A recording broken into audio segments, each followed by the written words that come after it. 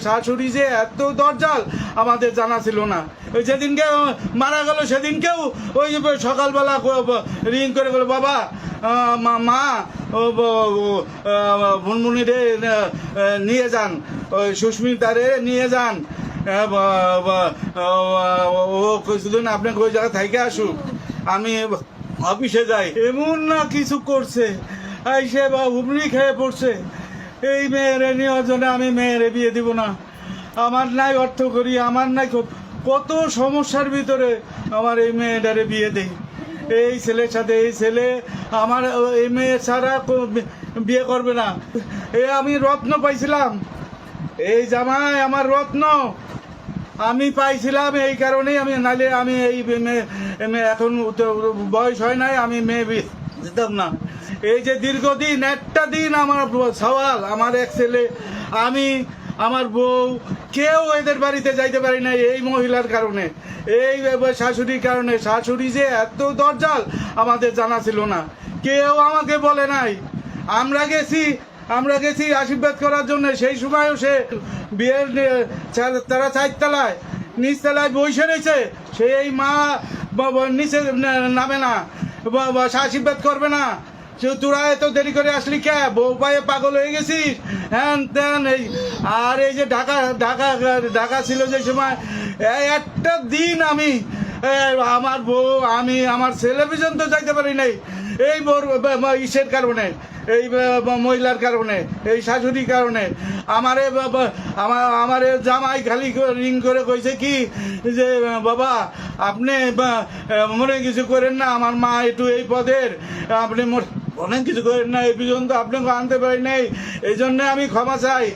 আমার জামাই যে রত্নের টুকরা, মাঝে মধ্যে আমার রিং দিয়ে বাবা কেমন আছেন, আপনার শরীরের অবস্থা কি, আপনার ওষুধপাতি ঠিক মতো খান না খান, কি করেন না করেন, কোনো কিছু লাগবে? না রে বাবা, তোরা ভালো থাক, তোরা ভালো থাক, আমি ভালো থাকবো। তোরা ভালো না থাকলে আমি তো মরাতা, আমার কর্ম নাই, আমি কর্ম করতে পারি কোনো রকম ডাইল ভাত খাইয়ে বাবা আসতেছি। এই জামাই যেদিনকে মারা গেল সেদিনকেও ওই সকালবেলা রিং করে বলে বাবা মা ভুনমুনিরে নিয়ে যান, ওই সুস্মিতারে নিয়ে যান, ও কিছুদিন আপনাকে ওই জায়গা থেকে আসুক, আমি অফিসে যাই। ওই অফিসে যাই এই ঘটনা ঘটাইছে।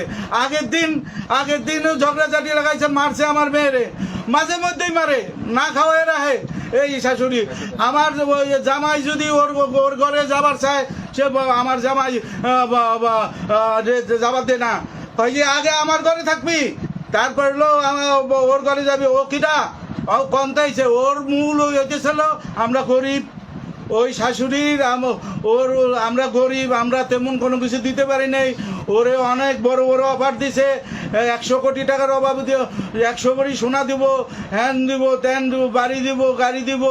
এই চিন্তা ভাবনা করে এই মহিলা মানে আমার মেয়ের উপরে অত্যাচার প্রতিনিয়ত। আমার মেয়ে সুইসাইড করবার যায়, আমার মেয়ে সুইসাইড করতে যায়।